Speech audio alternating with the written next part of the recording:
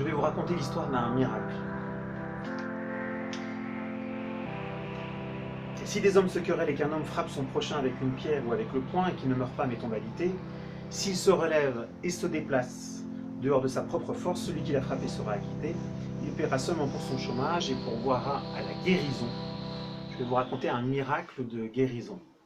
L'histoire est une histoire authentique qui s'est déroulée il y a quelques années en Israël, qui est rapportée par le Rav Yitzhak Zilberstein. C'est l'histoire d'une jeune fille âgée de 8 ans qui souffrait à l'origine de simples maux de tête. Elle se plaint à ses parents lui donnent les antalgiques que l'on dispense nous habituellement pour ce genre de symptômes, le Doliprane, etc. Et la petite ne se sent pas mieux, la douleur n'est pas atténuée. Les parents conduisent la petite à l'hôpital, et là, elle commence à subir une batterie de tests. Tests sanguins, toutes sortes de tests. Et très rapidement, les médecins ont conclu à une méningite. Donc, s'agissant d'une méningite, ils connaissent à peu près les traitements. Ils lui administrent les traitements nécessaires, mais là aussi, aucun résultat. La petite fille ne cesse d'avoir mal à la tête et même ça commence à empirer. Devant cette situation, ils entreprennent de pratiquer une IRM. La petite fille est placée en IRM et quand les résultats de l'IRM tombent, on en conclut très rapidement à une tumeur maligne dans le cerveau. Les parents sont catastrophés, le corps médical est pratiquement formel, il s'agit d'une tumeur maligne et la seule chose à entreprendre dans ces cas-là, c'est l'opération. Petit problème, si l'opération elle est entreprise, il faut enlever avec la tumeur maligne une petite portion du cerveau, ce qui fait que les médecins ont un pronostic un petit peu incertain pour l'après-opération. Ils ne savent pas dans quel état ils vont retrouver la jeune fille. On imagine l'angoisse, la terreur des parents. Les parents sont très pieux, ils habitent à Bnei Brak et ils entreprennent parallèlement donc leur petite fille est dans sa chambre d'hôpital, elle est profondément endormie. Et ils entreprennent une campagne pour venir au secours de leur petite fille. Alors cette campagne, elle consiste en quoi? Elle consiste principalement en prière. Ils donnent le nom de leur petite fille avec le nom de la mère, ils le diffusent tout autour d'eux dans la communauté et ils demandent aux gens de pratiquer alors non pas des prières, mais ils demandent quelque chose de particulier à la communauté. Ils leur demandent de pratiquer la bénédiction Hachal Yotzar, non pas à voix basse, mais à haute voix. Vous savez que nous autres juifs, on a souvent le défaut de prononcer des bénédictions à voix basse, alors normalement il est bien de pouvoir les prononcer à voix haute, afin d'abord que les personnes qui vous entourent puissent y répondre par un Amen. Donc voilà leur requête auprès de leurs proches. Donc très rapidement, leurs proches s'exécutent. Ils sont au courant de l'état de la fillette, ils savent que c'est dans ce but-là. Il y a un retour très positif de ces personnes qui ont prononcé le Hachal Yotzar à voix haute, parce que, disent-ils aux parents de la petite fille malade, ça a changé quelque chose dans leur avoda, dans leur service de Dieu. Mais les parents ne s'arrêtent pas là. En plus de Hachal Yotzar prononcé à voix haute, ils décident de solliciter leur famille qui n'est pas religieuse, afin de leur faire réciter un Tehillim. Alors, ils choisissent pour la circonstance le Tehillim Chaf, qui commence comme ceci: La Natsermis dans les Dovid, Yancho Hashem, Beyom Tsoro, Isagefro, Shem Hashem Eloke Yaakov. Au chef des chants, psaume de David, que l'Éternel t'exauce au jour de détresse, que le nom du Dieu de Jacob te protège. La famille n'est pas très religieuse, ils ne comprennent pas qu'on leur demande de réciter un psaume, mais leur nièce est malade et donc ils s'exécutent assez facilement. La petite fille, qui est toujours hospitalisée, se réveille la nuit suivante. Vous savez qu'on est dans l'attente de l'opération redoutée, l'opération chirurgicale du cerveau. Elle se réveille la nuit suivante, le matin suivant, et elle dit à ses parents, écoutez, donc ils sont au chevet de son lit, elle leur dit, écoutez, j'ai pris une résolution. C'est que désormais, pour ma réfoua, pour ma guérison, j'aimerais dorénavant, je prends sur moi de prononcer les bénédictions à voix haute. Stupeur chez les parents. Au moment où ils avaient lancé cette campagne de prononciation des bénédictions à voix haute, la petite fille était endormie, elle ne pouvait pas savoir. Donc ils voient dans ce phénomène un premier signe divin, une poussière de miracle, enfin quelque chose en tout cas qu'ils ne parviennent pas à expliquer. La petite fille est toujours hospitalisée, elle est dans sa chambre en attente de l'opération chirurgicale. Et on décide d'avancer cette opération, elle va bientôt avoir lieu, mais juste avant l'accomplissement de l'opération, les médecins procèdent à une nouvelle IRM. L'IRM est pratiquée, et normalement la petite fille est hospitalisée juste derrière sans même attendre les résultats de l'IRM, parce que les médecins expliquent à la famille qu'entre les deux IRM, de toute façon, il ne peut pas y avoir eu de changement notable, donc avant la seconde IRM, autant l'envoyer directement au bloc opératoire. La mère de la petite fille s'y oppose. Elle fait non. Vous attendez le résultat de la seconde IRM. Je veux absolument savoir, je veux absolument être sûr sur l'imagerie médicale que on en est toujours au même stade. Parce que moi, de mon côté, en tant que juive religieuse, j'ai entrepris beaucoup de choses. J'ai entrepris que les gens prononcent Hachayot Sarah à voix haute. J'ai demandé à ma famille de prononcer un Tehillim. Donc elle y croit dur comme fer que ces tentatives, sa campagne à côté a pu donner quelque chose. A pu créer quelque chose physiquement, une amélioration physique chez sa petite fille. Alors, les médecins, évidemment, ne sont pas du tout enthousiastes. Ils insistent fortement pour que l'opération chirurgicale soit entreprise dès maintenant, sans même attendre les résultats. Mais devant l'insistance de la mère, d'une mère éplorée, d'une mère qui souffre pour son enfant, ils cèdent. Ils attendent les résultats. Les résultats de la seconde IRM tombent.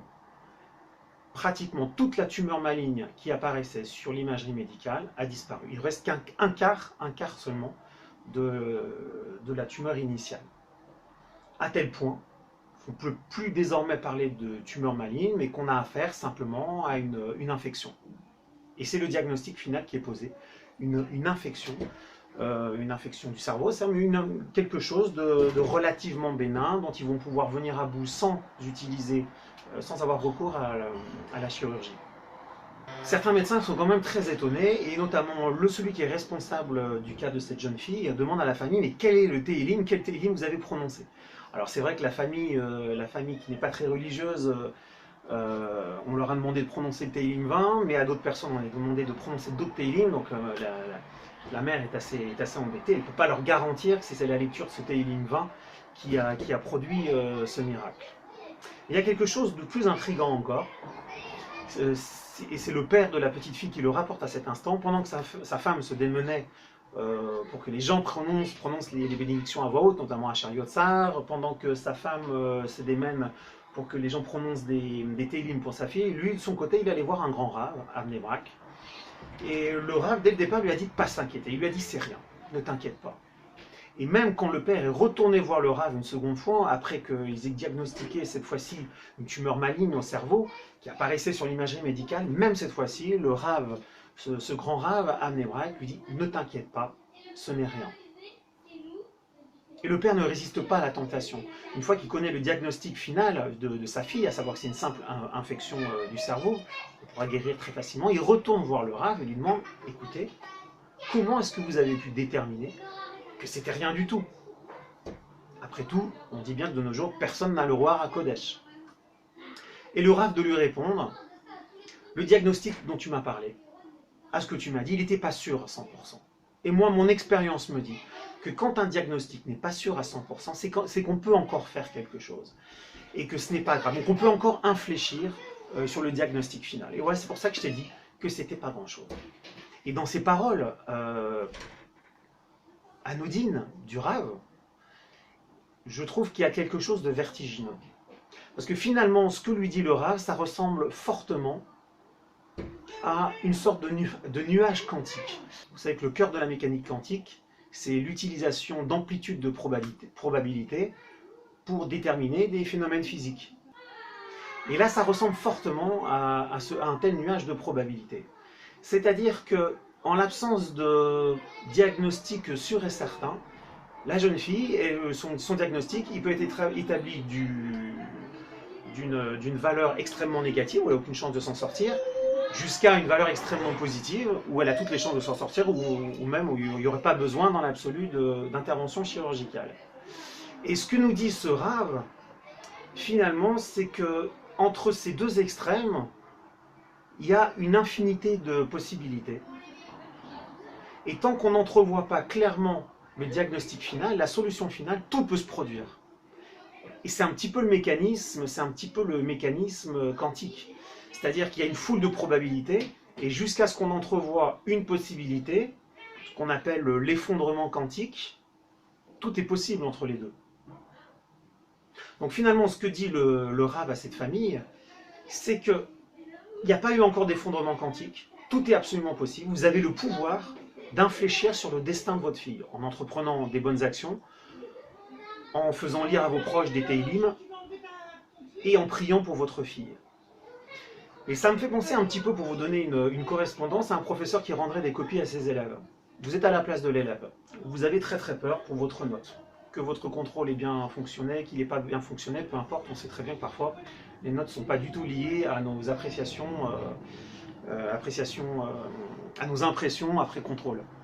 Donc vous ne savez pas si vous allez avoir 0, vous ne savez pas si vous allez avoir 20, vous hésitez surtout entre 0 et 20. Il y a cette espèce de probabilité, de champ de probabilité qui est un peu plus réduit que dans un cas médical, mais voilà, les probabilités elles sont entre 0 et 20.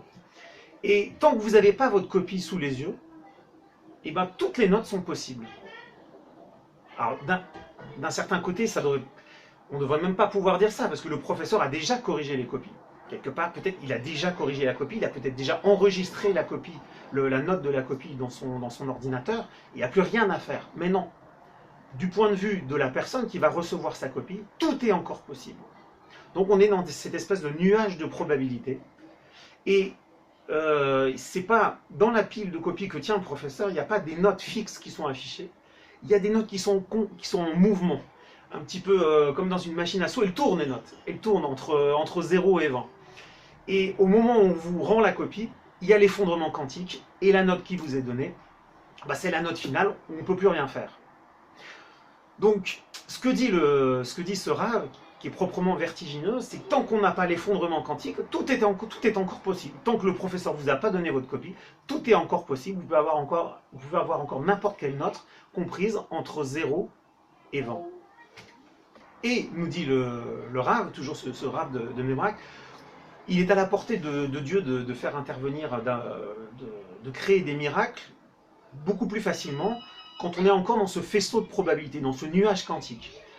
Et après, une fois que la note est tombée, une fois que par exemple le diagnostic final est tombé pour la jeune fille qui souffre de troubles physiques, une fois que l'élève a obtenu sa copie, bon là a priori ça paraît beaucoup plus difficile de créer un miracle. En réalité c'est pas du tout impossible, Dieu peut tout accomplir. Et le miracle peut se produire à n'importe quel moment. Le miracle peut se produire quand on est encore dans cet état de nuage de probabilité, ou alors une fois qu'il y a eu effondrement quantique, même si vous avez obtenu votre note, dans l'absolu, rien n'empêche qu'en ouvrant la copie, vous trouviez des points que le professeur a oublié d'additionner, etc. Donc le miracle est encore possible, ou même le miracle encore plus important que cela, la note a changé. Vous êtes certain d'avoir vu un 11, et vous regardez de nouveau, et c'est plus un 11, c'est devenu un 18, la note a changé. Alors le problème, c'est que dans ce type de miracle, on est dans le miracle dévoilé. Et c'est pas l'intérêt de la divinité de produire des miracles de ce type, parce que un trop grand nombre de miracles qui renversent le cours des choses, le cours de l'existence, ça enlève le libre arbitre à l'homme. Le but de la divinité, c'est de rester caché. C'est sûr que si un grand nombre de personnes assistent à des miracles contre nature, c'est sûr qu'ils vont se mettre tous à croire en une divinité, ils vont tous se mettre à croire en Dieu. Or, le but de la divinité, c'est pas de nous mettre comme ça de nous acculer à croire en lui. Il faut qu'on arrive par notre cheminement, etc., à croire en cette divinité. Et nous autres mortels, on est au jour le jour constamment plongés dans un tel nuage de probabilité. Du matin jusqu'au soir, toute notre existence est faite d'incertitudes. On ne sait jamais si on va réussir telle ou telle entreprise, même des actes de simples dans la vie sont sujets à incertitude. Donc finalement, ce qu'on voit à travers cette histoire vraie, c'est qu'on a le pouvoir, nous qui sommes noyés dans un nuage de probabilité, on a le pouvoir d'infléchir sur notre existence par l'accomplissement de bonnes actions, par l'accomplissement de la prière.